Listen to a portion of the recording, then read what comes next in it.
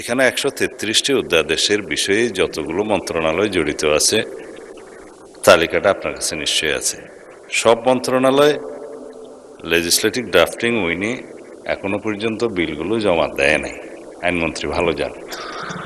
এখন আইনটার সাথে order of the day এর সাথে নোটিশটাও দিতে হবে যে কে কোন দিন এটা উত্থাপন করতে। মিনিমাম 7 ডেজের কথা বলা আছে। আপনার এখতিয়ার আছে, আপনি কন্ডোন করে দিতে পারেন, 3 দিনও দিতে পারেন, 1 দিনও দিতে পারেন।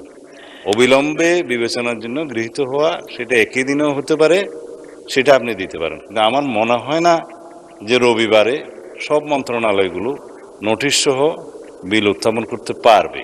তো যে যখনই নোটিশটা দিবে আপনি একটু দয়া করে সময়ের বিবেচনা, যেহেতু আমাদের 9 তারিখের ভিতরে ফয়সালা করতে হবে, সেই জন্য নোটিশ প্রাপ্তির পরে আপনি সময়টা আপনার বিবেচনায় 1 দিন অথবা 2 দিন এভাবে বিবেচনা করলে তখন ভালো হবে। তাহলে রবিবারটা রেস্ট্রিক্টেড রইল না।